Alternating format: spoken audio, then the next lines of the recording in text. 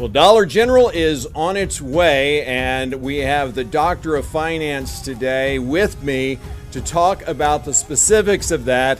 I'm Bunker Bob Steinhagen. This is the Bunker Bob's Show.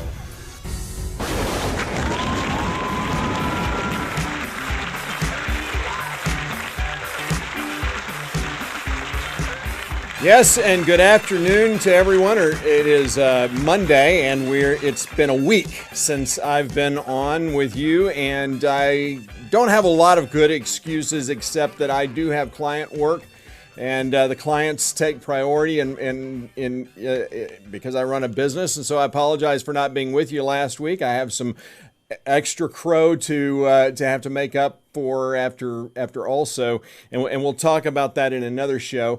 But today I'm glad that Scott Turnbull, former councilman, former mayor pro tem of the McLendon-Chisholm city, is here with me to talk specifically about the Dollar General that we expect to come to the city of McLendon-Chisholm soon. And Scott, it is great to be with you. It's great to have you with me today. Okay.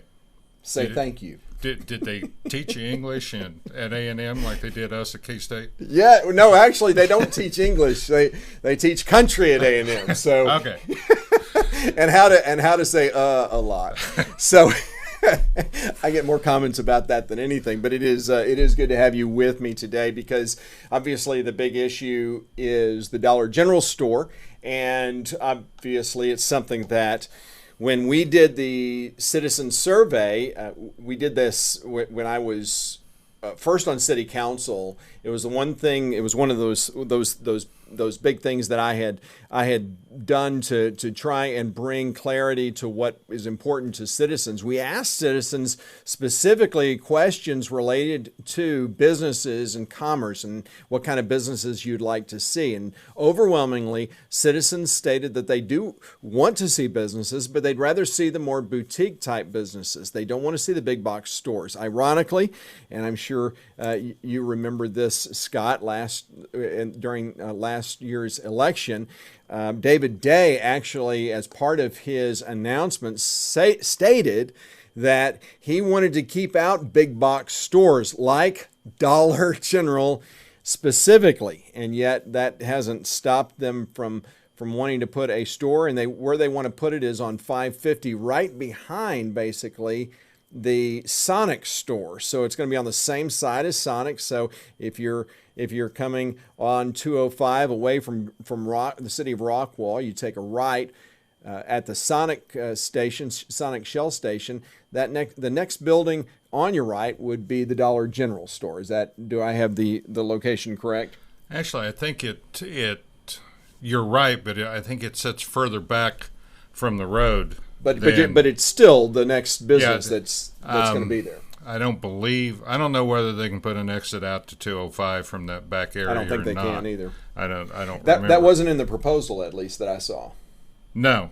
But the proposal, all they're doing is showing where it's going to sit on the property. Well, let's talk about it. Tell us a little bit about what you've learned. Well, they put the notice in the paper that they're applying to the Board of Adjustments for 2 variances. And first off, we need to point out that this is not Dollar General who's doing the application for the variances. It's a company called Vaquero McLendon Partners LP on behalf of Mariah Bay Development. Mariah Bay Development owns the property.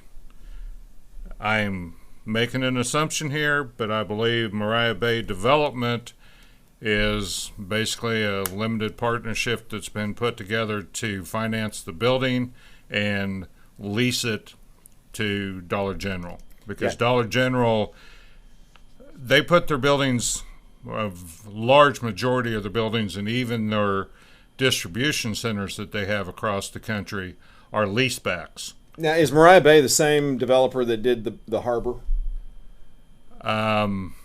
Actually, I wasn't around at that time. Isn't it Whittle? Yes, it's Mariah Bay is Whittle's property. Yeah, so this is the same guy that did the what is it? The store. What do you call the storage lots? The storage facility that's on Ralph Hall. If that's right past the vault right there. Yeah, that vault that was his development, is my understanding, if memory serves. And he's done a lot of other kinds of development. This is obviously he came before City Council wanting to put a storage facility back there, and we had highlighted the fact that the citizens didn't want storage facilities, and we certainly didn't want a Dollar General, but that didn't matter to him. So talk a little bit about more specifics on this request. Okay, they're asking for two variances. The first one is to allow one of the building walls to be 130 feet in length. Our current regulations state the maximum length is 80 feet. So they're wanting to exceed the standard by about 2/3, or an additional 50 feet. I guess it'd be 5/8. And then the second variance is to build a 9,100 square foot building, which would be a 70 foot by 130 foot building equaling 9,100 square feet, which currently exceeds the building standard of 6,000 square feet. So that's a third larger than what the city has in the ordinances. Just a side note, I had a conversation with Lisa Palumbo, the city administrator, about this, and she told me that the applicant claims that 9,100 square feet is the standard size store built by Dollar General. Well, being the doctor of finance, and by the way, when I get sued for malpractice, you're in trouble, Robert, because you gave me that degree, not me. That is true. It's an honorary degree, by the way, so just keep that in mind. I've got a couple of reasons why the BOA should deny Dollar General or Vaquero McLendon Partners application for these variances. The official Dollar General building policy per their May 2019 10Q filing with the SEC states that their standard store size is, and I quote, "We expect our traditional 7,300 square foot store format to continue to be the primary store layout for new stores, relocations, and remodels in 2019. That's on page 15 of their 10Q filing.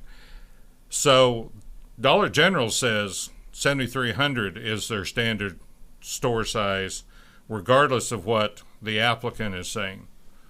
So the applicant's wanting about 2,000 square feet more than what Dollar General states is their normal format. Is there a chance that Dollar General would build a smaller store? And from the same 10Q report, in addition, our smaller format store, less than 6,000 square feet, allows us to capture growth opportunities in metropolitan areas as well as in rural areas with low number of households. This sentence proves that DG Dollar General can service McLendon-Chisholm, a rural area with a low number of households, using their smaller format store and comply with the 6,000 square foot standard. So Dollar General's own SEC filings state that the variances that they're asking for are unnecessary. Now, one additional thing about Dollar General is they do normally what is known as a triple net lease. The property owner, excuse me, is not responsible for maintenance, property taxes, and I'm pulling a blank what the third one is. Basically, the tenant pays all of the building expense, maintenance, and expenses during the term of the lease, not the building owner, which is, if you lease a house from somebody, you're not paying for all those. The owner is going to be responsible for the property taxes. And so these triple N leases, that's what the industry refers to them. Dollar General goes into them because it's financially best. They get the deductions. They have control over their buildings, how much expense is put into them for maintenance and etc. It allows them to negotiate for tax abatements where just a citizen wanting to build a store and then rent it out might not be able to get that. So the thing about their leases is they're 10-year leases, and they generally have one or two options to extend, but those options are, and this is per the 10Q, actually I believe this comes out of it's in both the 10Q and the 10K, that those options are considered, they're there, only Dollar General can execute them, and they are considered non-executed until the documents are actually signed. That language to me means that the building owner should not automatically expect Dollar General to renew their lease or extend their lease just because their business is doing great. Yeah, and isn't it true, though, that Dollar General moves stores, even successful ones, quite consistently? Well, I don't know if consistently is right. When I was doing my research, I found several listings in 2017, and they were all down along the Texas coast, where the lease broker that was trying to sell the leases from the current owner to somebody else stated that the lease was for moving a high volume successful Dollar General store to another location. So it didn't go into why they were moving it. Could be that they lost their tax abatement and somebody in the area gave them a better one. Don't know. But they do move even profitable stores. Their 10Q stated that they have 100 stores scheduled to open in the first quarter of 2019, and I said 100, 97 stores scheduled to open in first quarter of 2019, and 9 of those will be relocations. So 10% of the stores that are opening in quarter one are going to be relocations. Now, it's typical for businesses to get some kind of tax abatement from a city, and for instance, the Buc-ee's in Royce City, they don't pay any tax to the city. That's part of getting them there, so the city doesn't receive any benefit. But the idea, and a lot of cities do that because they know that it's a term of abatement, so that's typically 5-10 years. So that it kind of recoups the cost of the business investment into the company for developing the structure and kind of getting up and running. And most cities do that in hopes that after the 10 years they're going to continue moving. Well, Dollar General seems to have a good handle on how to kind of play the shell game, if you will, and move to a more profitable area, which I think frankly is smart. If it's my business, I think it's great business. Yeah, business-wise, it's excellent. However, one of the other things that's stated in the 10Q, and we're going to dive into this a little deeper at another date, there's a comment that says that to continue their competitiveness, or to remain competitiveness, they will continue to utilize low-cost, low-maintenance buildings. In other words, we'll build it absolutely as cheaply as possible, lease it for as cheaply as possible, and if we're not making money, we're gone. Yep, and so you have blight, and that's how blight in cities are developed. Scott, one of the other things that you had talked about as we prep for the show is you kind of told me that there is kind of a target market that Dollar General goes after. Can you kind of speak to that? Yeah, they, again, in their filings, they list their target market as low income, fixed income, poorly serviced citizens. In other words, those who live in an area where there's no other option in a large part. And they admit that their classification of target customer are the first to be hit by any adverse effect, whether it be increase in property tax, economic downturn, you name it, because they're going for these low-income people, it hits them first. And not to sound snooty, but I don't believe the demographics of McLendon-Chisholm support being considered a low-income area. No, I agree. Absolutely. And I also don't believe, because most of the people in McLendon-Chisholm travel out of the city on a daily basis, I don't think they're underserved as well. I agree. Now, I'll admit, I'm guilty of getting off target. What we're talking about now doesn't have anything to do with the BOA's decision tonight. So let's talk about the BOA's decision tonight. Well, what's coming before them, well, that's what I've already covered about the wall variance for the wall and variance for the total square footage, and they have every reason to deny it because that's key. The client of the applicant states they don't need that big a building.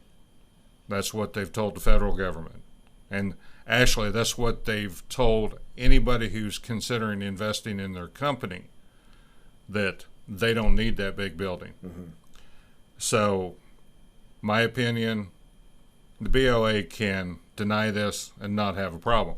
Now, that doesn't stop them from going to P&Z and doing an application and trying to negotiate something.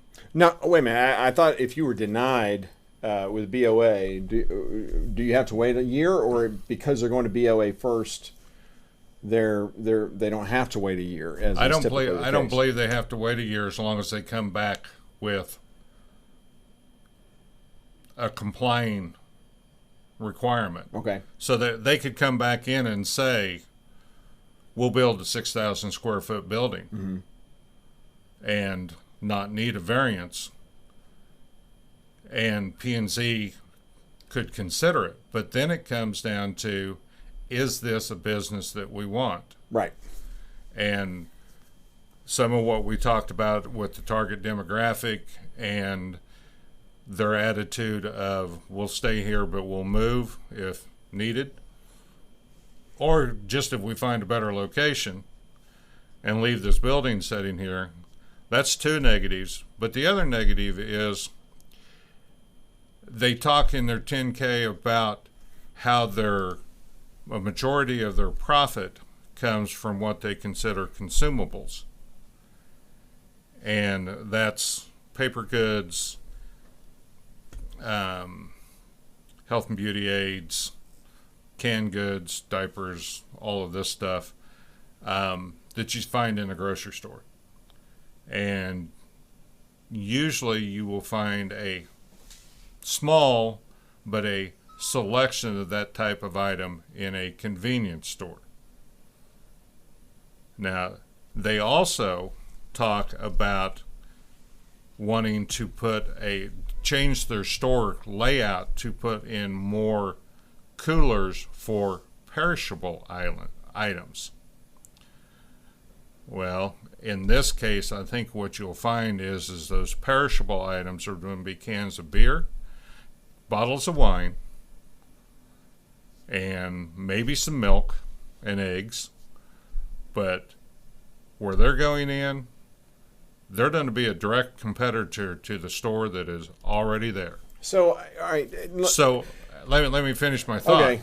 Because I think we're going to the same place. Yeah. So why would the city say we're going to approve a use permit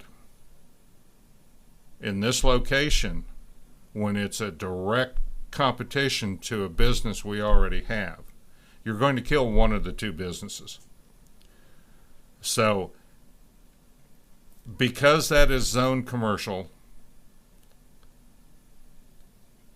this store is allowed to go in if it meets the size requirements. So they can get the use permit. But I think it's up to the council to try to stop it, solely because either the Dollar General store is going to be empty in 5 years, or Sonic is going to be empty in 5 years. Well, okay, but all right. So this is my problem with the whole Dollar General idea. My fundamental problem, and let's just talk. Sure. We haven't talked about this, but first of all, it's Whittle. Okay, so I know enough about developers, and I know enough about this one in particular. This doesn't make any sense to me. First of all, I don't know why Dollar General would see a benefit of coming into our community. I don't see how they think that they could really would really hit our demographic, and why they would think they could make money in our area. I'm wondering, frankly, if this is just a ruse. That Whittle is just trying to create this ruse so that everyone gets upset about Dollar General, and so then he goes, well, we could put a storage lot in there. You know, would you be more amenable to that? And the stupid people, sorry, but there's a lot of stupid people in the city of McLendon-Chisholm who would actually go, oh yeah, well yeah, that's better than a Dollar General. Well, let's go for the storage unit. I think that's what's happening here. That's my story. What do you think about that idea? Well, once again, I have to tell you that the sky is blue, or azure. Is what? Is azure, not blue. As you stated once, that we always argue about this. Yes. I think you're this wrong. Is true. And, all right. And the reason for this is, if you look around, yeah, Caddo Mills has a Dollar General. Quinlan has. You're not comparing apples to apples. That's not McLendon-Chisholm. They don't have the kind of homes that we have. Go ahead. You're correct there. Quinlan, West Tawakoni, Wills Point, Terrell, I believe, has 2, and Forney has 3, or it's the other way around. Now, you look at those and you go, okay, obviously Dollar Generals are popular. Right. Okay. So, do I think Whittle's trying to... But wait a minute. Hold on. I want to go back to your point, though. That I'm saying that you're comparing apples and bowling balls, frankly, because those communities are nothing like McLendon-Chisholm. We're talking about a much smaller city, much smaller. Well, Terrell and Forney aren't. Are you kidding? From McLendon-Chisholm? Smaller? Yes. Terrell and Forney? Yes. No. Terrell and Forney are home rule towns. Yeah, they're much. Right, my point, or we are much. I'm talking about us as being. We much are smaller. Yes. Did I say that they are much smaller? Yes. All right. And you got me. No, but I'm talking about the fact that we are much smaller. Well, that's why I think this is just. Again, you're wrong, because Quinlan's only 1,900 people. Wills Point's exactly the same size of. Okay, but what I'm saying is the demographic of these right. areas is. You are 100% correct. So then, give me a reason why Dollar General thinks that they can actually make something happen here, or if this is just why this isn't just a ruse by Whittle. Because of the way they put them in other places. They're looking at the traffic that's going to be going up and down 205. Right. And they're saying... But that's the problem. They're not on 205. They're off 205. They're on 550. They're behind the store. Well, you can't even see it. Like you said, they're further off back from the road. It's going to be really hard to see it. And I don't know that they can put a sign I don't think that. I think there's height requirements or limits to if I remember from our ordinances. I don't. I think this is a ruse. I do. Okay. I think this is one big joke, here's another thing. Here's another. I'm going to keep going. This is what I also. Of course. Yeah. Hey, it's my show, right? I can actually turn you off. No, I'm not going to do that. But I'm going to tell you this. This is an opportunity for Whittle. See, I have said all along that those who are currently on our city council, they are bought and paid for by developers. Okay, that's what I've said from the beginning. Well, these people need a way to say that they got to win, that they're not in the back pockets of developers. So, Whittle wants this storage unit lot to come into McLendon-Chisholm. That's what I think. That's what I think the real thing is. And so the Kippets and the Shorts, and by the way, if you think that these people, if you think that this city council is doing things out in the open and transparently, then I've got some waterfront property in Tennessee for you, because this is that is such a joke. I think what's happening is it gives them the opportunity to stand up and say, we don't want this Dollar General. We're gonna support the people of McLendon-Chisholm and fight for our open spaces. So that when they run for re-election, they can say, we fought and we kept Dollar General out. When in the whole time, it wasn't Dollar General at all. It was all about getting a storage unit. Okay. Why am I wrong? Well, I'll play into your conspiracy theory. Okay. But I'm not arguing. Just because I'm paranoid doesn't mean that people aren't out to get me. So go ahead. Up front, I'm going to tell you I think Whittle is better off if Dollar General comes in. Okay, no question. Let me Dollar General, finish. Go ahead. Damn.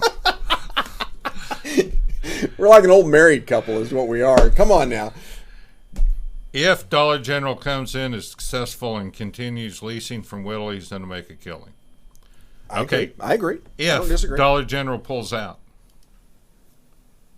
he's got a 9,100 square foot building that he can subdivide into, 15, 20, 10 by 15 storage bays? Because all he's got to do is knock holes in the walls and put sliding doors in it. He's got his storage unit. So you can have your way. You're just, you're reaching at this point. Come on now. Why? Because Dollar General. Well, first of all, I don't believe that Dollar General wants to move to McLendon-Chisholm. I don't. Okay, that's the fundamental. I think that look, these developers, these kinds of things. This is a ruse. This is a ruse. This is a ruse. I don't think Dollar General's coming into McLendon-Chisholm. Because I don't think we meet their demographic. I think it's. I can't imagine why they would move to Dollar General, especially on 550 in the location that they're looking at. It seems like the stupidest place to put a Dollar General.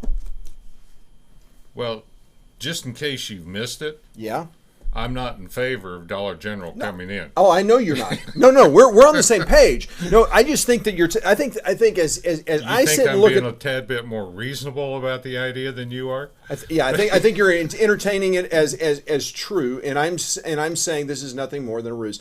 You know how you know that the city council and the mayor is lying? It means that their lips are moving. That's how we know. So I think this is all a ruse, and I guess. All right, so, question: you're going to be there tonight? The BOA meeting starts at what, 6:30? No, actually, I think theirs start at 7, but I would have to double check. Be there at 6:30 just so that you can grab a good seat. Okay, all right. So that would be the thing that we would want to tell people to be sure that if you want to attend and you want to be a part of this. I guess this discussion, yes, if you want to be heard, you have the right to be heard, and you can go to the BOA meeting. It's going to be at City Hall at 7 o'clock tonight. You're sure it's 7? No, I said be there at 6:30 so you can get a good seat. All right, yeah, I would agree. So that's what I think too. And so you're going to be there tonight? I am. Okay, so you're going to be speaking. That's good. So, and great opportunity for you to sit and chat with Scott. He will if you have questions or anything like that, you'll be able to pull him aside. I'm sure he'd be glad to talk to you. And again, I hope that this information has been helpful to you. We're going to be doing a couple more shows with the Doctor of Finance. One is going to be on Planning and Zoning Commission. The other one is going to be on the so-called retreat, which is I say use that word very tongue-in-cheek. But anyway, I hope that you have a great day. We look forward to seeing you next time. And don't forget, if you can, subscribe to this channel, because what it does is enables you to get notified whenever I have a new show on. You can watch it live, or you can see it later. So until we see you next time, I'm Bunker Bob Steinhagen with Scott Turnbull today, and you have a great day. We'll see you next time.